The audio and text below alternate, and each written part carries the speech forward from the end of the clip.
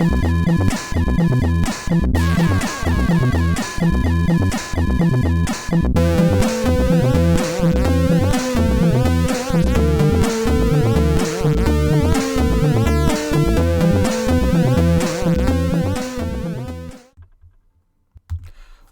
to That Guy's a Maniac, the podcast. My name is Richie. With me as always is Farley. Say hello, Farley. My life for hire. We are a podcast about video games. And I was on a flow. Yeah, you can find our blog at www.thatguys.co.uk. You can also find us on social media where we don't write anything anymore. On at That Guy's a Maniac. Come on, we'll do some stuff. I've been doing a lot of stuff. Have you? Yeah. Oh yeah, I quit Twitter. Yeah, I know. Yeah. Quite right. Anyway. Yeah. I'll say it's because of Elon Musk, but it wasn't. It's just because I think I'm too old. I don't understand it. Anyway, right, focus. I agree with you. I'm getting that way. Like, something will be, like a viral trend, and I'll look at it and say, I just don't. Understand. I don't understand the back jokes which make Where's this other joke funny. Where's the pathos, the humour derived from this? I don't understand. It's just I made us That Guy's a Maniac TikTok page and realised none of our content would be particularly interesting in TikTok because we're not doing like a wee dance to advertise something. We also don't have huge tits. Well, I don't know. As 40-year-old men go, I think we our moobs are getting pretty titanic. No, okay. If you want to see That Guy's a Maniac team doing moob jiggling dances to popular tunes of the day, drop us a comment. Give us a like. I mean, we were going to do the nude calendar this year, weren't we? Yeah, we were. Such big fans. Yeah, instead we just kept all those photos for ourselves. Now listen, I've got a themed quote today. 3, in fact. Right, cool. I'm down.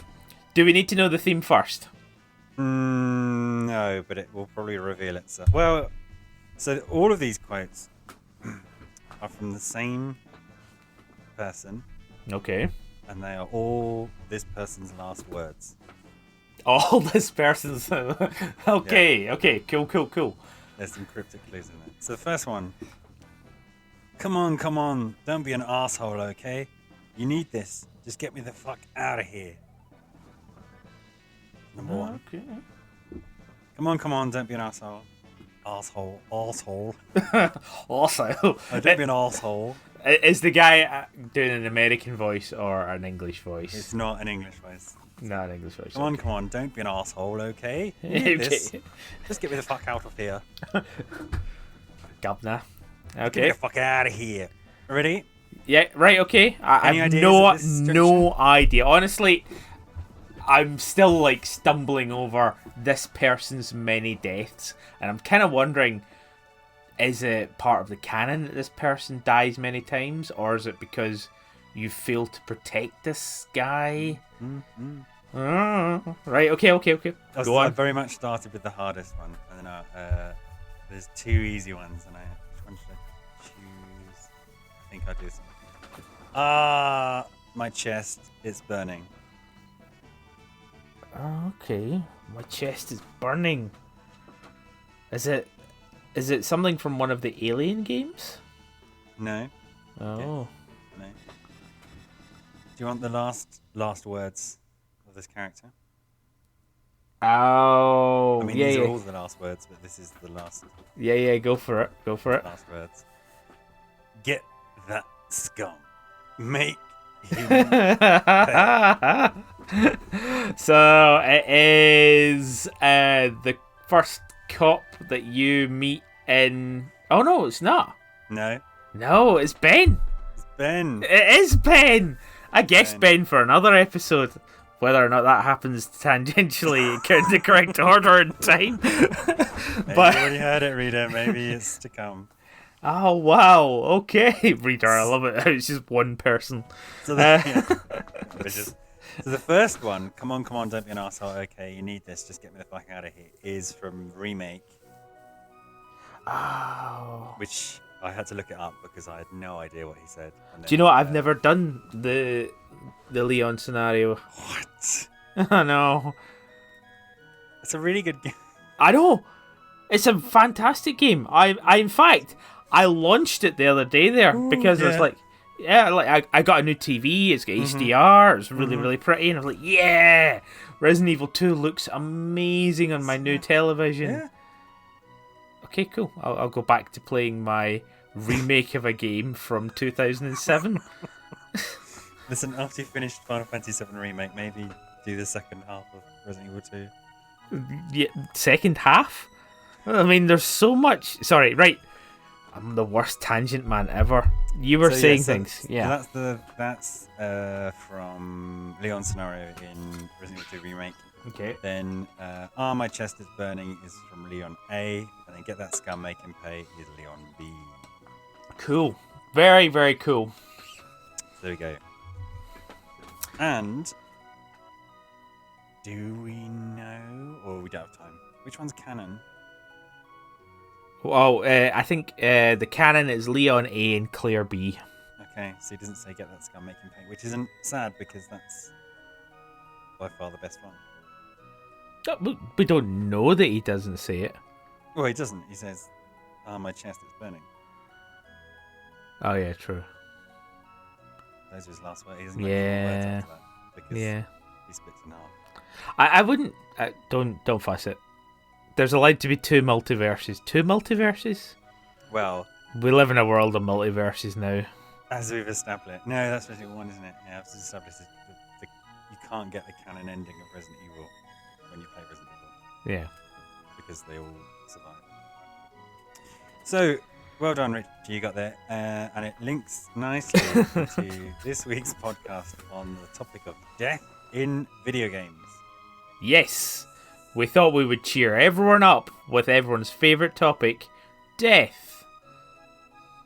Yes. So death, like taxes, is one of the two two guaranteed things in this life, as the quote famously goes. I don't think it went that way. But yeah, sure, go for it. And when it comes to video games, there's just a huge scale of death, right? I was trying to think, what's the largest amount of death that I've dealt in a video game? It's probably in Star Wars Battlefront. Oh, okay. Have you been taking down full space stations and planets? Well, some on the PlayStation 2, if you play as the Empire, at some point you unlock like the Death Star as a super weapon. Nice. You can just destroy whole planets in the press of a button. Or in other games, you have the option to completely end existence, which has a high body count. Down to like your more quotidian, shooting people in the face, or does Pac-Man die? I don't think so. I don't think Pac-Man is allowed to die. I feel like his existence will continue on for another 4 billion years, and it'll still be going waka waka waka, kill me, kill me, kill me. But when he gets hit by a ghost and he shrinks into oblivion. Oh yeah, because his mouth opens fully. That is absolutely disgusting. It's like, you remember Beetlejuice where Gina Davis like lifts up her whole mouth? Yes. Kind of like that. Yeah, it is. Yeah.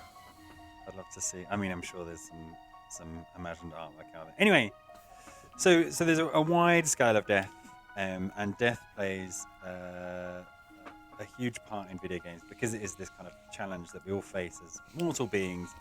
Many games have at the heart of them death, either as a mechanic or transcending death or avoiding death.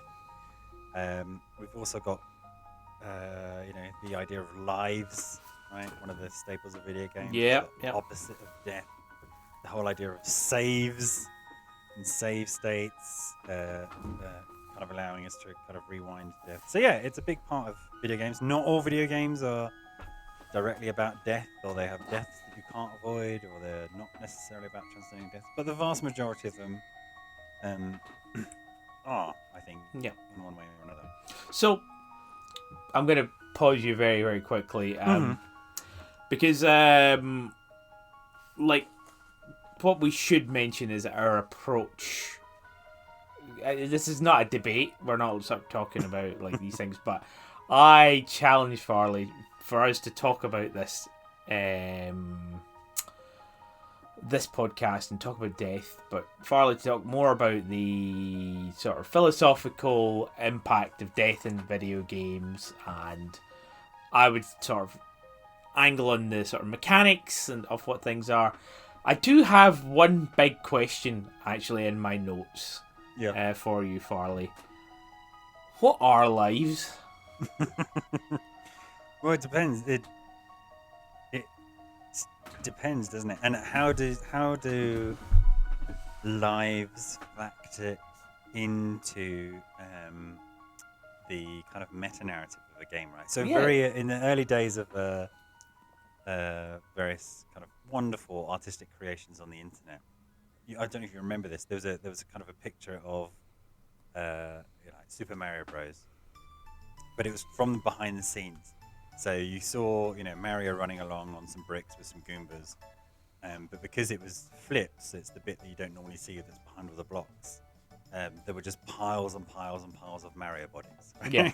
Implying that every time you kill a Mario, it's a new Mario that's created, and your success is built on the bodies of them. Yeah, it's like that Doctor Who episode, the little bird one, where it's like 4.5 billion skulls.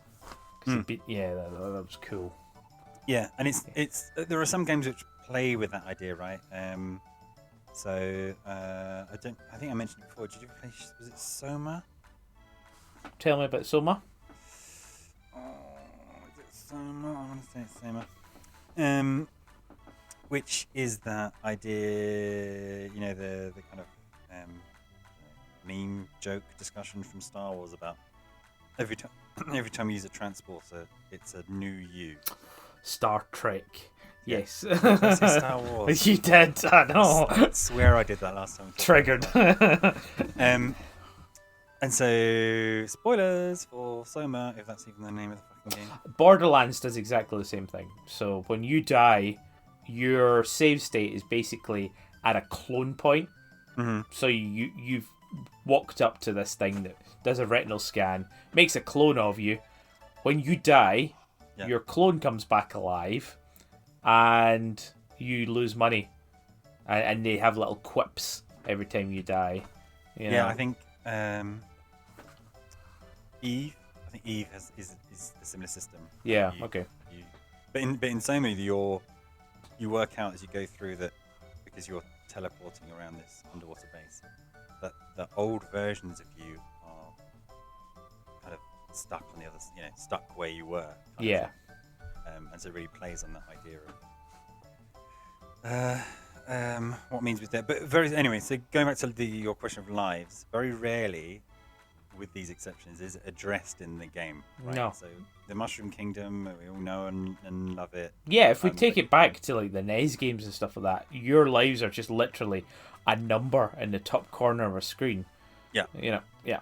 But you can earn them, right? I mean, mechanically, it was because arcade machines were brutally hard in order to get your cash off you. Yeah. Yeah. Lives are a cent or a dollar or whatever. Yeah. I mean, there are, it was insert credit to continue, right? To revive yourself. Yeah. And then obviously lives became a way to make it a little bit less brutal and a little bit easier. But yeah, and it varies from game to game, I think. But it's just something that we take for granted, as there's going to be a score, there's going to be lives, there's going to be saves. We don't really stop to think about it. It's just the lingua franca of most kind of video games. And do you ever headcanon, like any of those old games, what the lives actually are? No, No, I don't think we are. No, I don't. No, so it's not like there's a you know mothership hovering off the screen with infinite clones, or when you get a one up, right, or a life. What does that mean? What's happening there? Yeah, I know. Like, why does when Mario gets a green mushroom rather than a red one, does he get another go at something? Yeah, or if you collect 100 coins or rings. Yeah. Yeah, but the other thing is, like, it also means different things as well. Like, so if we take Super Mario World as an example, Mm-hmm. in every level, if you die, like, by falling into a hole, again, let's not think about that too much, you are then sent out of the level, and then you can go back to the map, okay? Mm-hmm. When you go back into the map, you will start at the start, or if you manage to hit a high jump post, you will start at that middle point in the in the level. Yeah, like at the checkpoint. Exactly. So, and that sort of leads on to one of the points that I wanted to make. And, what is death? Like, what are lives? What is death in games? And death in games is ultimately a failure. A fail state. Now, there are lots of ways it can be sort of addressed and things like that, but my approach to this discussion is just death is failure, and it can reward or indeed you'll usually take something away from you depending on what the game is and stuff like that. But it's just weird how, like, yeah, again, there's no way I can headcanon, all right, I got a green mushroom, oh no, I died, now I'm a wee Mario and I'm out on the map. I've got to start this again, but I've got one less of a number in the top corner. So, do you think it's the same Mario? Yes, I do. Because what's the difference between an individual death and when you run out of lives, right, to get game over? Yeah. So yeah, that's the other thing. It's like a game over. That's a brutal.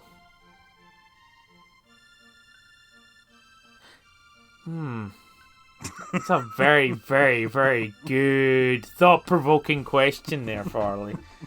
So, like, I guess a life is an attempt. Mm-hmm. But at the same time, yeah, you have to learn from it. And quite often, especially in those Mario games, and I'm only using Mario as an example because it's a standard platformer where death exists. But you could game it as well, so you would know where the life mushroom was, so you could continue to explore and find out how to complete this level. And then you could come back and know that you're like, oh shit, I've died, but it's okay, I know exactly where the one-up mushroom is. Yeah. Yeah. On particularly tricky levels, they kind of almost gift you one, right? Yeah. Or indeed, like, there will be a level beforehand where you can get 40 lives so that you can just machine gun attempts at some levels. Now, I think at this juncture, I'm going to introduce my 9 aspects of death in video games. Okay. And the first one contradicts what you just said about death as a fail state. Yeah. But it's a particular kind of death. So, and it's fitting that it's a beginning. So my first aspect of death in video games is death as a beginning. And so this is very much about, I guess, a narrative death. Although in one of the examples I've given, you do play and you do die. And so it's when the death of a character kickstarts the events of a game. So my 2 examples, I don't know if you've got any others that you can grab off the top of your head, is Ghost Trick, one of the greatest DS games. Yes, of course, because you have to die in order to become So at the beginning of the game, you die. Yeah. But then you become a ghost, and your abilities as a ghost to affect the world around you is essentially how the whole game plays out. Yeah. And my other example is the Legacy of Kain, Blood Omen. Yeah. A much loved series. You start the game as a normal guy. So it's in the game engine. The controls are all the same. You don't have any of your abilities or whatever. And you die.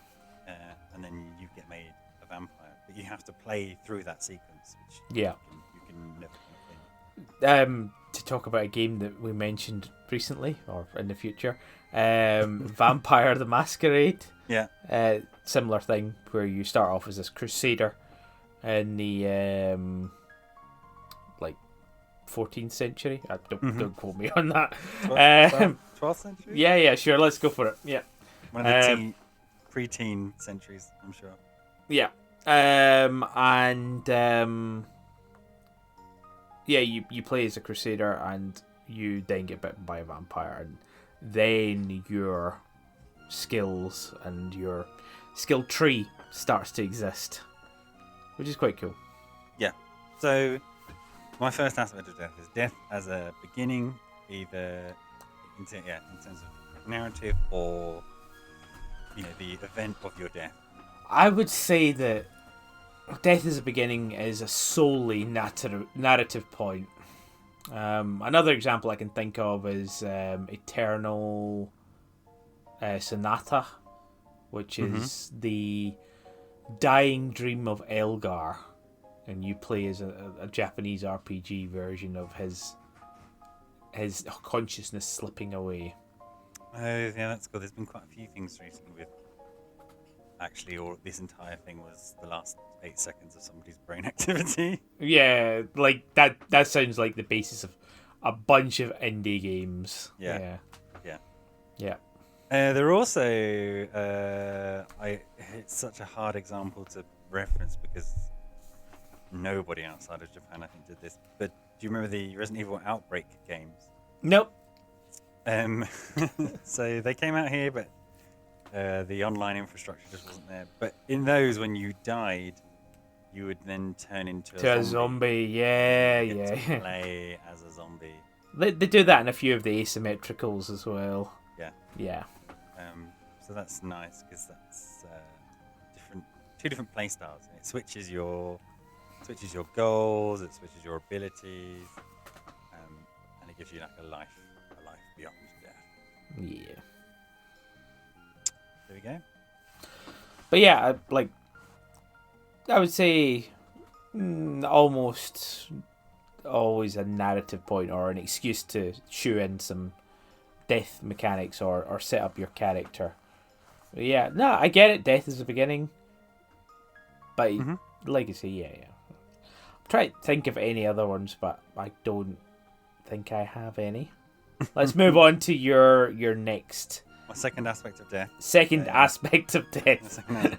You've already mentioned it, which I was keen to start on these, is death as teacher. Yes.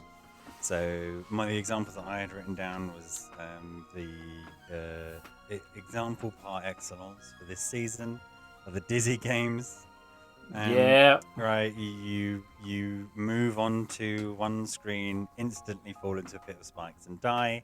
I know exactly what pit of spikes you're talking about as well. And then that teaches you that, okay, that's not the way to go. Yeah. So it relies on you dying. There's no way, or there's very slim chance. My other example is Shadow of the Beast, of course. Yeah. There's no way, even with the best reactions in the world, that you can possibly avoid that other than by luck. And so death is a key part of learning. Yeah. Experiencing the game and learning in order to do it. And in order to complete those games, unless you are a perfectionist or a speedrunner coming back to them, is to necessarily die however many hundred times. Yeah. To work out what the true path or the paths through to the credit scheme is.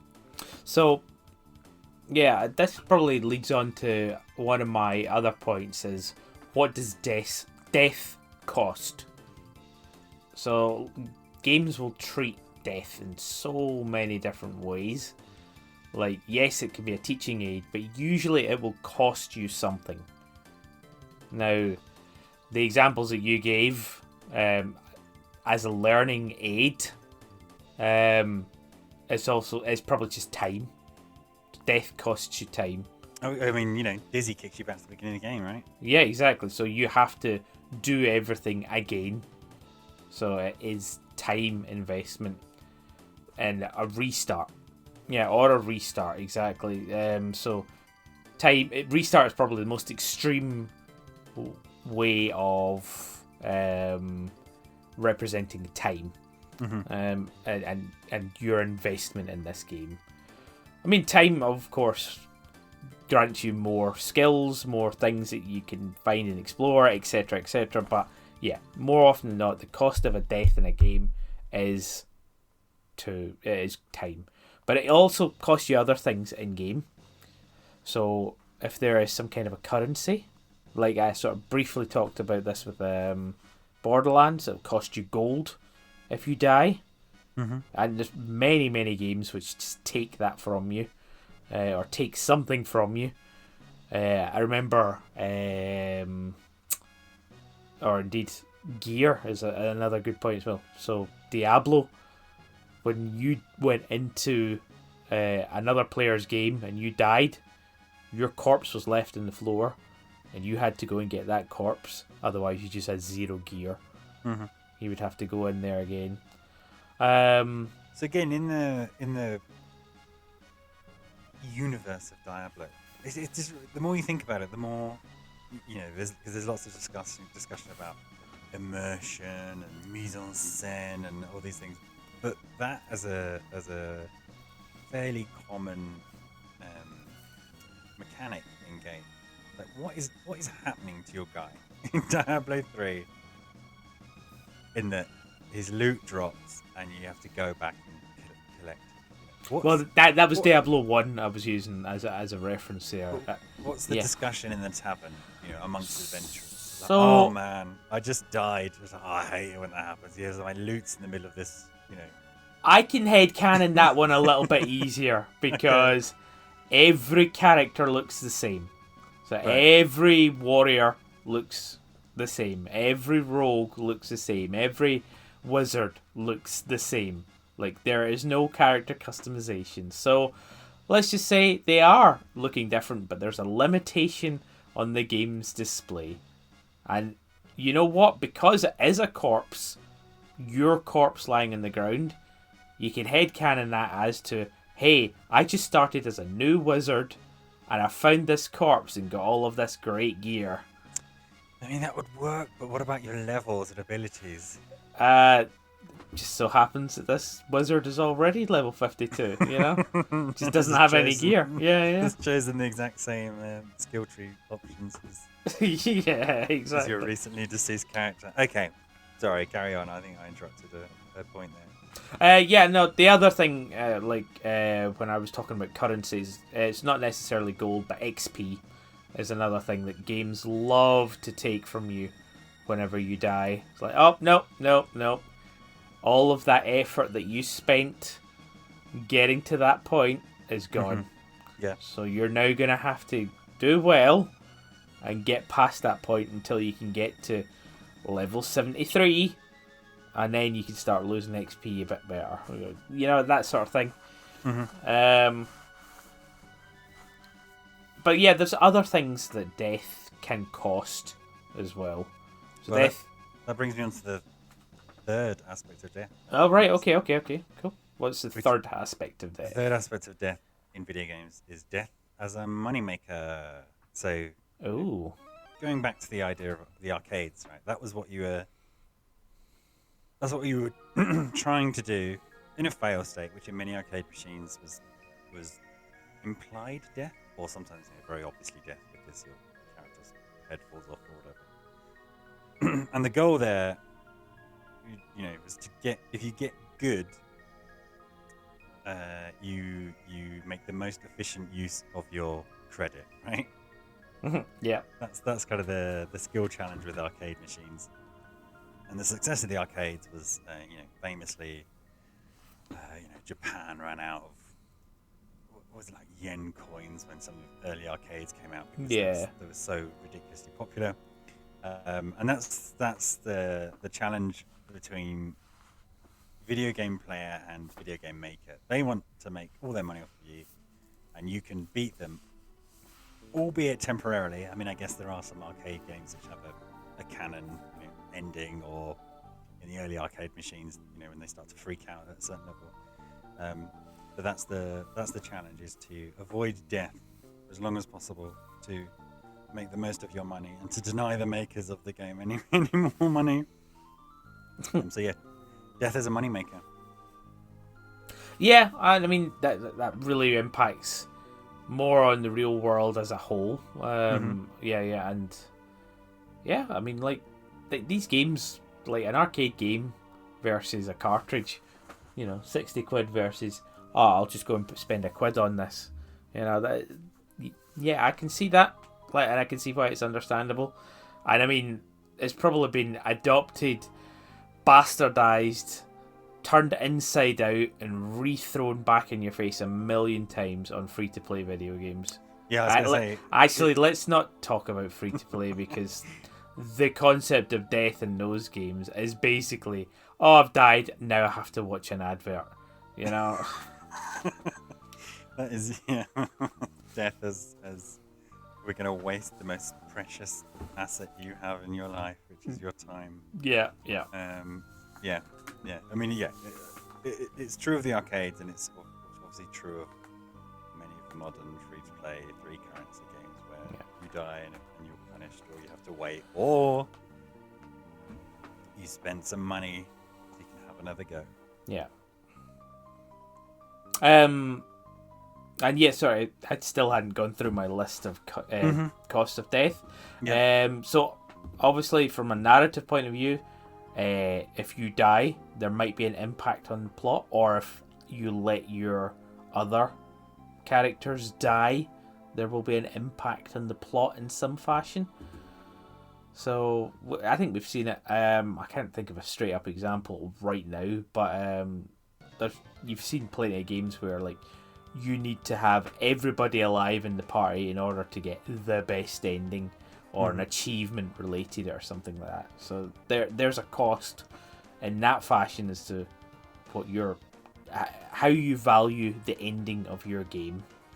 And of course, if you die X amount of times, or have to use some kind of resurrection item, which I'm sure you've mentioned later as well, you lose a ranking or a rating or some kind of way of gauging how good or bad you are at the game. Like how you get your like S and A rankings depending on like how well you've done. And if you die, sometimes you don't die, but you just lose ranking instead of dying. Do you know? Yeah. So I mean, those are some of the costs of death in a game. Yeah. Right, number 4. Well, I think it just follows on nicely from what you said. Is death as I've got it as inconvenience, right? Yeah. So following on what you were saying, many ways of being punished for death. In modern online games, it's respawning, right? Yep. And in many modern games, kind of torture you, so you not only see who killed you, but you can see your last few seconds. Follow what your teammates are up to whilst you are watching some timer go down, and then there are games where the more times you die, the higher that timer goes. Sadly, there are games where you can pay to make that timer go quicker. Oh god, yeah. So yeah, those are the kinds of inconveniences that you see in shooters, but also in MOBAs, right? Yeah. You're not on the field, your team's at a disadvantage, and that's what creates these like swings. swings between factions. So yeah, death as a beyond the game as a kind of a real life inconvenience and stuff that you're getting punished for. I feel like death in a sort of PvP scenario is very, very different from a PvE scenario. What I mean is, like, when you're playing a single player and running through, your death is attributed to you. I suppose you could argue that in PvP, but in PvP there's usually more likelihood of your dying, and it's usually less punishing because you want to keep on going in and pop, you know? Mm-hmm. Yeah. And Dark Souls is an example of PvE where, you know, your life bar gets shorter. So yeah, it has like a permanent effect, permanent inconvenience on your character, making the entire game significantly harder because you have less of your health bar to deal with. But like death also, like, I mean, if we're going to talk about death and we're going to talk about Dark Souls, the way it handles death is amazing. You know, like you get to see other people's deaths around you and how they've managed to get past this. It's like, I suppose we have to use the word roguelike at some point in this podcast. Yeah. But it's got that roguelike element in that, like, this is a hard thing. You need to learn how to do it because we've made this game so ridiculously hard. And yeah, here's a hint. Here's how you do it. Or die to find out exactly how to do that, you know? Yeah. I mean, I guess it is a form of teaching. Yeah. For a lot of like the procedural roguelikes. I guess, yeah, you pick up the skills and then, you know, it's often, there's a million different variants, but often it's, you do keep something, right? So you are earning stuff towards something, be it a skill tree or your starting ship or your something that carries over from game to game. But essentially, you're back at the beginning. So yeah, it's a very kind of teaching thing. Another thing that I've been thinking about as we've been talking is, and you were saying about headcanoning away death in a game or not, is for games that have save states. There's something really interesting to me. Games that have save states is between your saves, you know, because you die, you go back to your save. If you die, you go back to save until you get to your next save point, which you can save. And so by the time you complete the game, you have done a perfect run, right? In the, if you like, in the canon between your save states. Yeah. But you may have failed 100,000 times, you know, in between. Yeah. And to me, yeah, there's something really like philosophically interesting around. I guess this is the idea of saving, right? What saving's doing, and why we find speed runs and perfect runs so compelling, right? Because another kind of example of it would be like all of the emulated Switch games. You've got the ability to just rewind. Yeah. A very, very quick save point almost. You know. Yes, the Fire Emblem games have also introduced that. So I think a couple of times per map you can just rewind time. But it's what makes those perfect runs so special, because it is, you know, you have to string together, depending on the game, but mechanically you have to string together, you know, a perfect sequence in order to completely avoid death. Yeah. And you know, it's a form of mastery. So I think if back in the day you and I could whiz through the entirety of Resident Evil 2 without dying or saving, you know, so playing games without saving as a challenge. So having that on your game over screen or the ending screen, you see how many saves you used, and that's the moment of pride. You know, it's like, I didn't need to save once. Yeah, and the risk reward is if you do die and you don't save, then that's it. Yeah, it's Treasure Island Dizzy all over again. This entire run never happened. Yeah. But there's something really compelling about that idea of what you're aiming for in some kinds of games is a perfect run without death. Yep. And you can only get there with these checkpoints or these save states. But when you do hit the credits, you have done at least one run which is perfect when you string all your bits together. And it's kind of like, all of that's going on and we don't really think about it we don't often think about it very often. Well, from the perspective of that character, again, depending on how you headcanon what happens when they die and you go back to a save, is it the same character? Is it a clone? Do you just flip to another multiverse? Yeah, another multiverse where they've made exactly the same decisions to get that far and hope that you make the right decision. So, I mean, there's kind of a similar thing, like getting that perfect run is probably similar to games where you don't die. So, like, getting a Resident Evil 2 from start to finish can differ, or is similarly canonically storytelling as, say, one of these walking simulators. Where there's a threat of menace, but you can't die. I suppose the other difference is, of course. But your perfect run, in theory, is the same as a walking simulator. Yeah, it is. Yeah, you just have to you have to know the game or overcome the mechanical controller challenges in order to turn it into that walking simulator. Yeah, that's ultimately what you're aiming for in every game, to turn it into a walking simulator. Brilliant. What a thought. Are we ready for another aspect of death? Yes, go for it. So I have death as the economy. So not the same as moneymaker or currency, but the economy of the game, or the state of the game.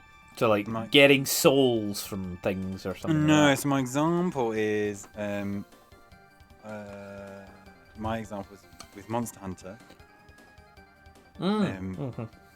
Is, you head out on a mission with 4 people, and between you're only allowed to have 3 deaths. Right? And if you have 3 deaths, that's it. Pokemon Scarlet and Violet raids, although you don't die in inverted commas, have a similar thing where that's your communal pot. Yeah, it's like a communal pot of lives. Yeah. But it's something that's slightly different, I guess. It's just the aspect of it being communal. Does that make it different? Well, I actually... You're about to trip on one of my other very, very big points, which is death in a party.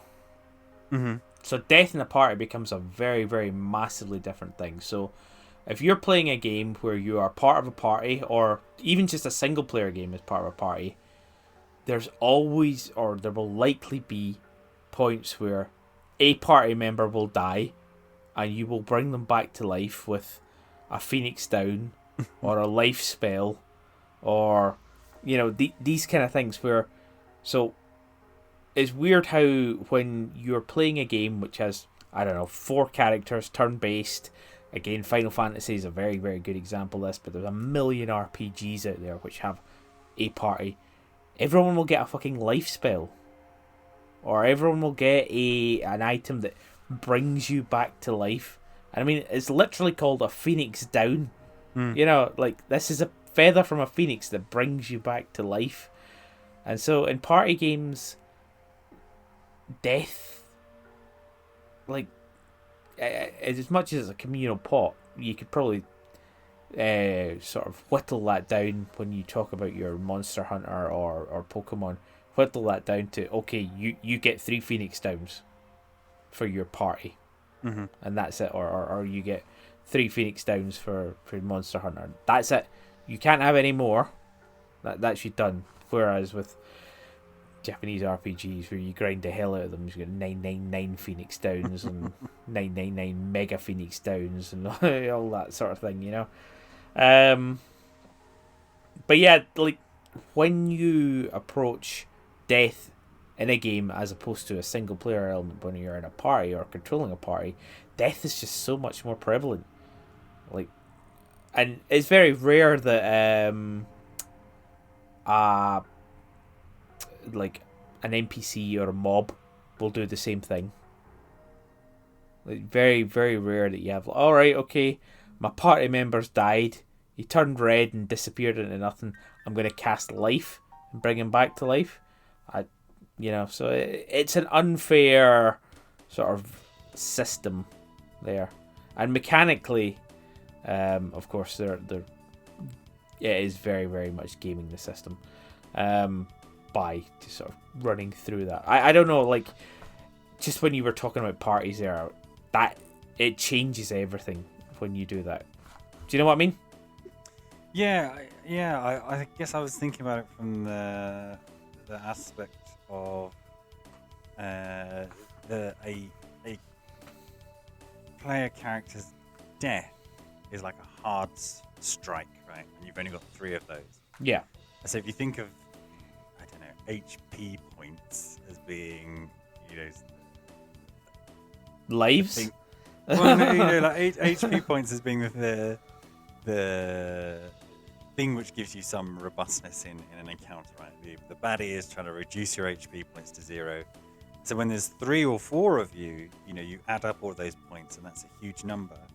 But it's not, it's not necessarily that once all of that communal HP is gone, you fail. It's if we have a weak link, 'cause it could be, with the Monster Hunter example, and I'm sure you've got examples of this, it could be that the guy who doesn't seem to know what he's doing and runs in all the time is all 3 of your deaths, right? Yeah.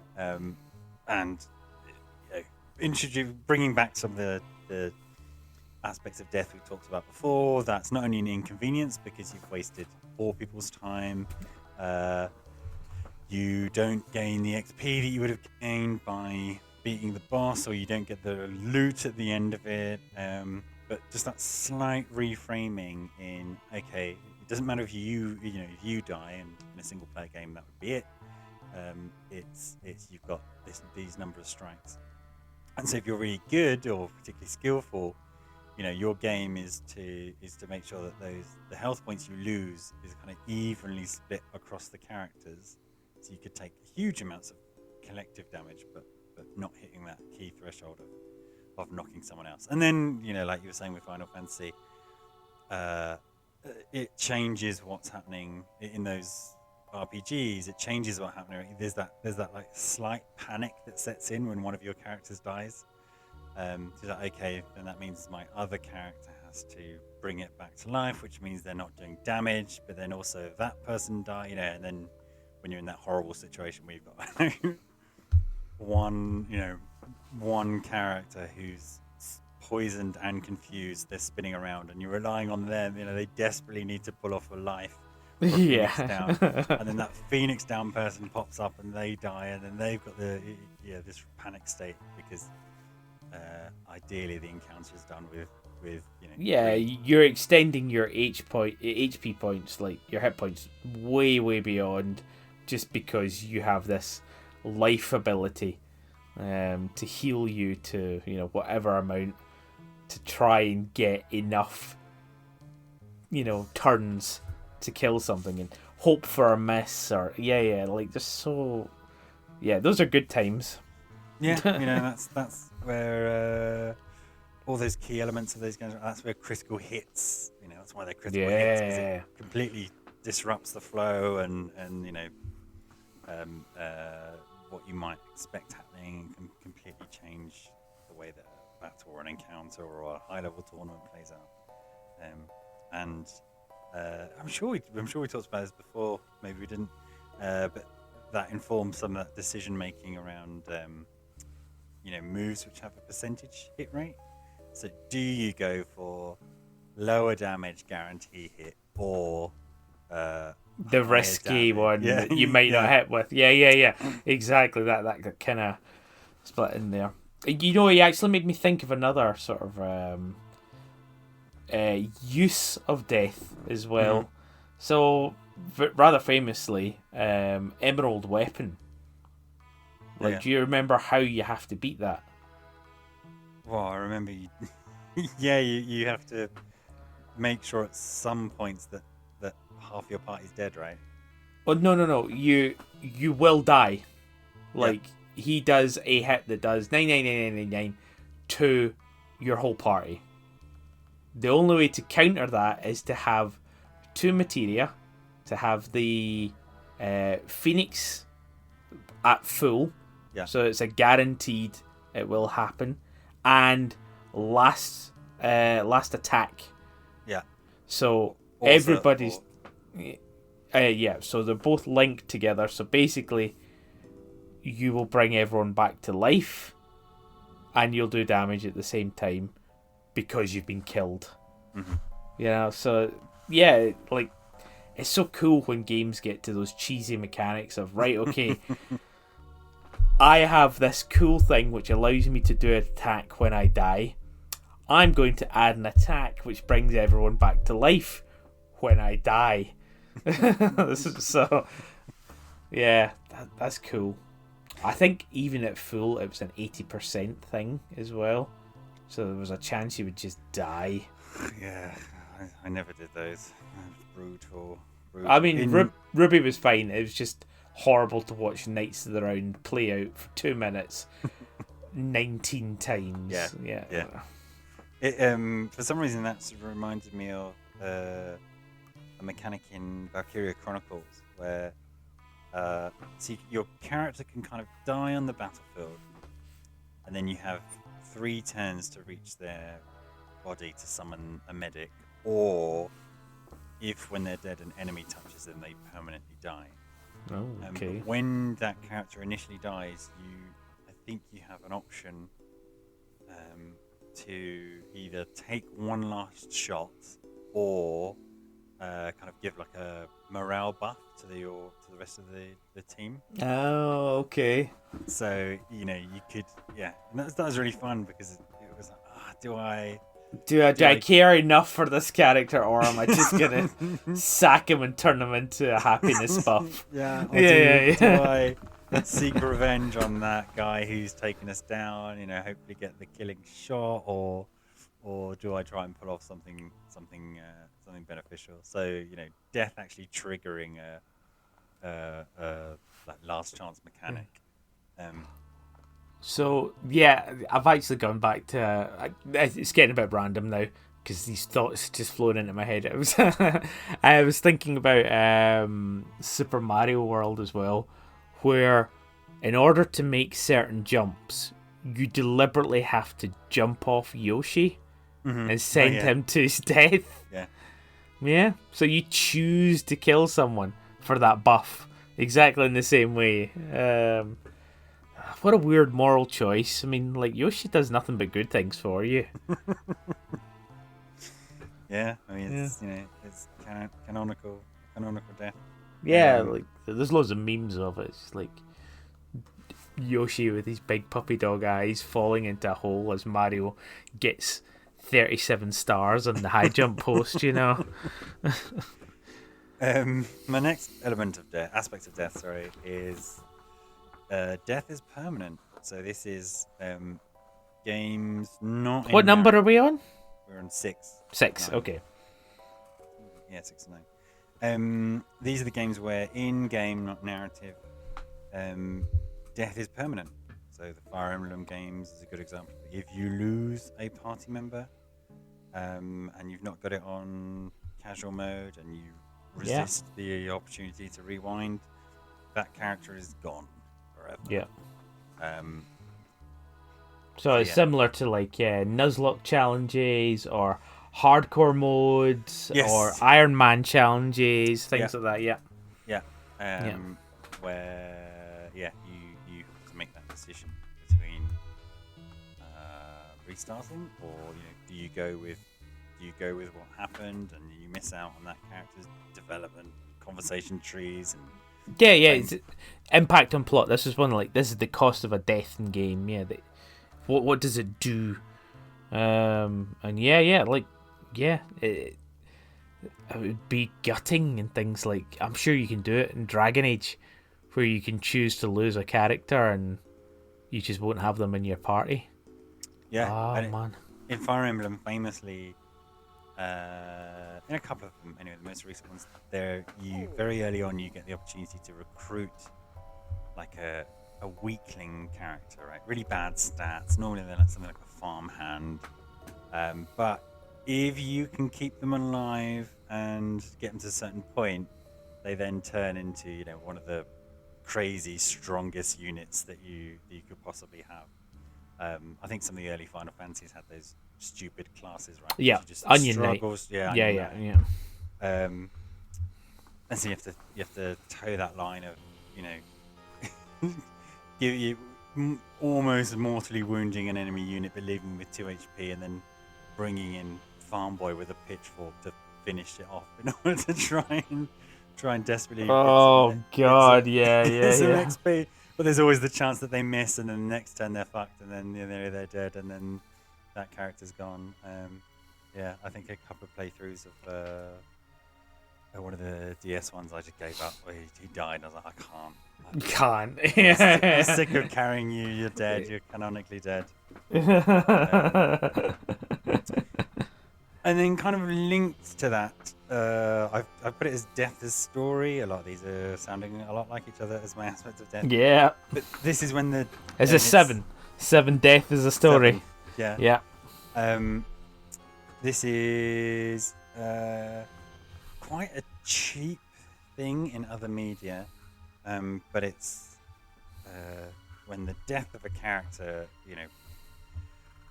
either rallies your comrades or personally rallies you. So the death of Aeris is a good one. Yeah, we have to mention that, yeah. Or the death of a child often is a motivating factor. Yeah. And then that's what drives the story or the motivation. Yeah, and so you'll see mechanically in some games when a comrade dies, you have the Avenger buff or the Avenger debuff where you are now more powerful, bigger, redder, and able to do things because one of your party members has died or a local ally has died or something like that. Yeah. So I just don't have much more on that as a narrative thing. But what's your number 8? Number 8 is I've called it Death as Narrative. Oh, really? Okay. Which is different to Death as Story, but it's where I guess it's where roguelikes come in. It's where a death, obviously not your own in these cases, so like Shadow of the Colossus, also Little King Story, is what drives the plot. And with both of those examples, Shadow of the Colossus and Little King Story, they produce this feeling of as you're slaughtering the colossi, these giant beautiful creatures, this is really, the first one, you kind of like, I'm playing a video game and I overcame a challenge. But by the last one, your heart's just breaking. Yeah. You're destroying them. And in Little King Story, it's this amazing, for the time, this amazing subversion. It plays like nursery rhyme tunes, and it's all very colourful and bright. But essentially, you are committing genocide to expand your kingdom, even though you're this little cheery king. And as you play that game, similar to Shadow of the Colossus, you start with yay, I beat it. But over time, there's this creeping, I'm just wiping out these people and taking over their land. and all the characters around you are kind of celebrating that and supporting that. But as it goes on, you kind of get this this creeping sensation of like, they're not really doing anything to harm you. And I'm just marching in with armies of guys and wiping everybody out to the point of committing a genocide basically. Yeah. The other one I've got under here, but maybe it doesn't fit, is games like Zombie U, where your character dies. Oh, I guess it's just a roguelike. I just put that together as we're talking. Zombie U is a roguelike. You die and then you start as another character who's found this secret base to pick up his mission. So the only continuity across the game is this guy called a prepper who has cameras everywhere and he's talking in your ear. Okay. So there's aspects of kind of death and teacher. And then lastly, Eternal Darkness, a great game on the GameCube where you play members of the same family through different times. Through different times, yeah. And you go and their storyline ends when they die. In the prescribed way, not the unprescribed way of dying in many ways on the route. And that's what propels the story. It's the last story you play, you've managed to get there, or the events of the world have happened because you've played as 5 previous characters who have. But you can't die until then, otherwise a game over. You have to get to the point where you die as a plot line. You have to die in the right way, not the many other ways of dying. Yeah. And then lastly, to round off the podcast, we've got Death as a Lie. So this is when we are led to believe that a character has died, or the marketing supposes that a character's died. So the example I've got, I don't know if you've got any other ones, is at the end of one of the Tomb Raiders, I forget which one, she dies, and the next game is everybody recounting stories about her. So she's actually dead. Oh, yeah. And you're just playing the memories that people are recounting. Yeah, even though they're not there in the memories, if you know what I mean. Yeah. They're the camera floating back in the third person. Yeah. They're lucky too. who couldn't possibly have witnessed 20 hours of her stumbling through the London sewers, but somehow doing handstands on a block. Somehow can count that story to gathered grievers at a funeral. And then, of course, at the end of the game, you see the rubble start to move and the pyramid that she was supposedly crashed in.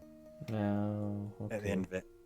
So the threat of death of a beloved character, the end of a series, or playing with the idea of you wouldn't possibly kill that person. Oh my god, what's going to happen? And then they have 20 more games where they're the lead character afterwards. Yeah. On that note, have you seen the film Moon? Yes, yeah. Yeah, I love that, because that's a really good example of the whole cloning death thing. I know you were saying that number 9, I actually can't think of any Death is a Lie examples, which is probably really annoying. But I do have a couple of other things. Mm-hmm. Glorification of death in games. Yeah, I mean, that's a huge topic.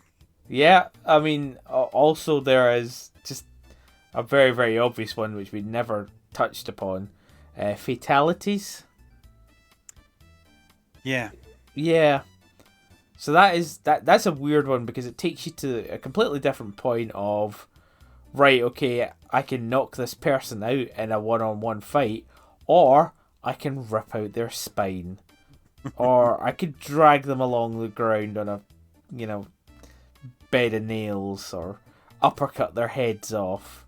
I mean, don't get me wrong, Mortal Kombat 11 and all of the fatalities in that are just oh my god, you guys need some help.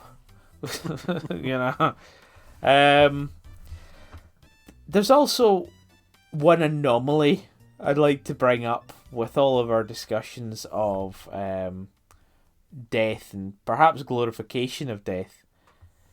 You know, in Resident Evil 4, Yeah. when you walk up to the lake and you can shoot the water, Yeah. and then a fish comes up and eats Leon, Yeah. and you get a game over. What is that? What do you mean? Like, it was before the time of like achievements. Yeah. It's just straight up, hey, this is how you can kill Leon one way.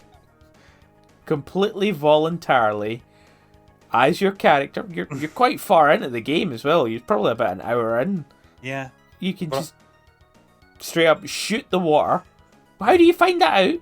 Well, I think it's a really beautiful thing because many games, if you think about particularly like story-driven third-person action games, they break when you think about the sequence of events because I know I walked through there and this didn't happen, and so this is a really nice example of because you then go on a boat and you fight a big fish. Yeah. But obviously, the first time you play that, you don't know that that's going to happen. But by doing that, it's like, oh, the fish is there. You know, because there's all those discussions how video games. Oh, well, how come? You know, if this happened, how come this happened? And so I think that's just a really nice nod to the continuity of the world. Yeah, it's not just I a roller suppose. coaster that you're on, or or the second time you play it. There's this big fish in here, and you shoot. I mean, there are also those little fish, right, tempting you because you get items from them. Oh, right, yes. So it could So be there that is a you're- reason that you could so it could be accidentally. that you're shooting yeah. them to try and get some whatever's inside them, chicken eggs and whatnot. yeah. and then that thing pops out. Yeah, Resident Evil 4 is also good for the glorification of death, right? Yeah. The many ways in which Leon can die in that Well, game. I mean, famously, the chainsaw guy, and he puts his hands up to try and block the chainsaw as it's going for his neck, and yeah, that's there are so many units. You can get stomped by that giant thing. The burning guy who bursts up a cupboard can get you. There's so like if you don't get out of a there's so many things like that you can just trip you up, but you hopefully won't see any of them. That's the weird thing. If you turn it into a walking simulator by playing it almost perfectly, or not playing it perfectly, because there's many ways to play it, I guess, but playing it without making a mistake, you'd never see any of them. Yeah. Perfect run. Like in theory, like you would miss like a lot of content by not dying. So death is a reward in its own little way. Yeah, little extra bits of content, and there are also a whole suite of games where when you die, it can be an ending. Yes, exactly. So Like a legitimate end, not a game over ending. Here's the credits now. Okay, well, this is as far as you got, and that here's the credit roll. And of course that all happened. Yeah. And I think there's even a Chrono Trigger ending where you actually have to fight Lavos and die and see him then, destroy the whole of existence and history.